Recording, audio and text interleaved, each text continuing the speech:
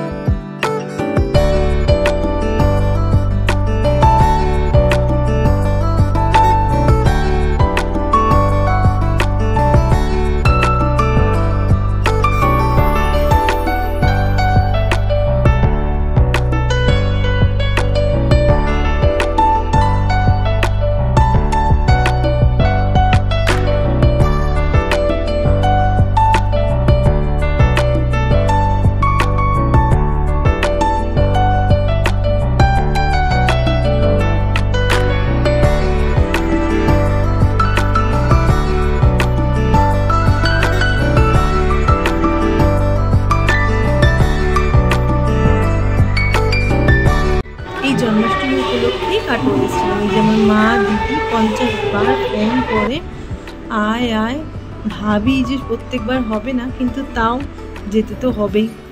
আর চলো, আমাদের নাট মন্দির তো তোমরা দেখলে। আর এবার মিঠি আর রানী গেছিল গৌরাঙ্গ মহাপ্রভু যেখানে সন্ন্যাস নিয়েছিলেন ওই মন্দিরে। এটা আমাদের পাড়াতেই, একদম গৌরাঙ্গ পাড়াই আমাদের পাড়াটার নাম। তো চলো তোমাদের সাথেও এটা দেখাই। এখানেই মহাপ্রভু কেশব ভারতীর কাছে সন্ন্যাস নিয়েছিলেন। তখন গঙ্গাটা ছিল এখানেই, আর আস্তে আস্তে গঙ্গার গতিপথ পরিবর্তন হয়ে কিছুটা দূর এগিয়ে গেছে। মন্দিরটা প্রত্যেকবারই এরকম সুন্দর করে সাজানো হয়, আর মহাপ্রভুকেও খুব সুন্দর করে সাজানো হয়। এখানেও শুরু হবে জন্মাষ্টমী, আমাদের বাড়িটা আগেই শুরু হয়ে যাবে। আর এখানে বোধহয় 9টার সময় টাইম দেওয়া হয়েছে। চলো সামনে থেকে দেখাই তোমাদের।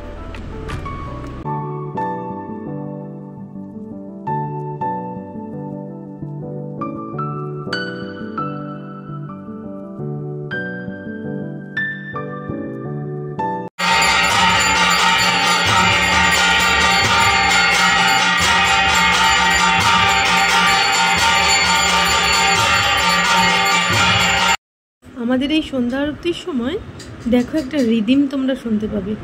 বাজনা মানে কাঁসর, খোল, করতাল, এটা কিন্তু একটা নির্দিষ্ট নিয়ম অনুযায়ী বাজে, আর সবার আমাদের সেই নিয়মটা কিন্তু মুখস্থ। আমিও আগে প্রচুর বাজাতাম, কিন্তু এখন তোমাদের সাথে শেয়ার করব বলেই ভিডিও করছিলাম বলে আর বাজাইনি। আর এখানে দেখো উপস্থিত হয়েছে কত মানুষ এই আরতি দেখার জন্য। এত সুন্দর আরতি হয় আমাদের বাড়িতে, প্রচুর লোক আসে দেখার জন্য। আর আরতি শেষ হলেই কিন্তু গোবিন্দের অভিষেক স্টার্ট হবে। গোবিন্দকে ভিতর থেকে এখানে আনা হবে, এই যে বড় থালাটার মধ্যে বসিয়ে শুরু হবে গোবিন্দের অভিষেক। তো তোমরা পুরো ভিডিওটা দেখতে থাকো। এই দিনটার জন্য আমরা কিন্তু সবাই সারা বছর ওয়েট করি। এখানে দেখো একটা গামলা রাখা হয়েছে, আর এই থালাটায় কিন্তু একটা নল সিস্টেম আছে। গোবিন্দকে তো 108টা ঘোড়া স্নান করানো হবে, তো সেই জলটা যাতে গিয়ে গামলায় জড়ো হয়, ওখান থেকেই আমরা চরণামৃত্যু সবাই নেব।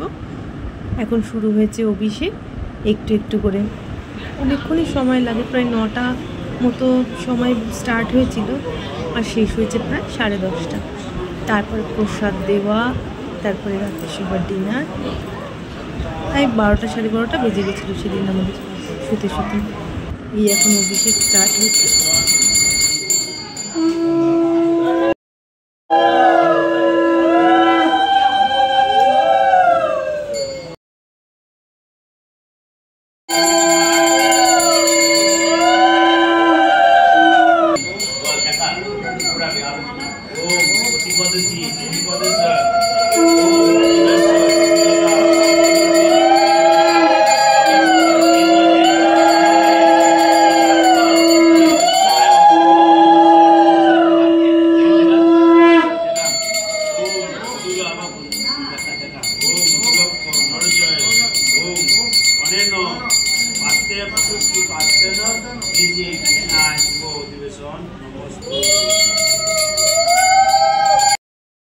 অভিষেক হয়ে গেছে, এবার স্নান করানোর প্রিপারেশন চলছে।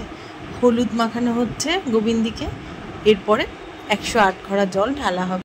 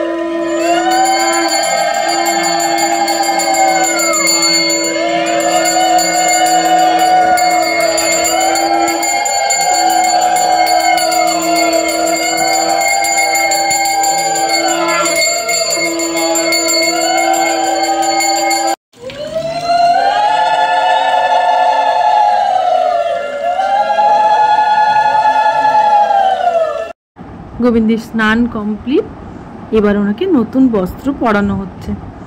এইরকম একই নিয়মে বছরের পর বছর আমাদের বাড়িতে পালিত হচ্ছে জন্মাষ্টমী উৎসব। গোবিন্দকে নিয়েই তো সারাটা বছর আমাদের বাড়িতে চলে। রাধা মাধব আসেন কিছুদিনের জন্য, ওনার যতদিন আমাদের বাড়িতে পালি থাকে ততদিন, কিন্তু গোবিন্দ কিন্তু আমাদের বাড়িতে সারা বছরই থাকেন।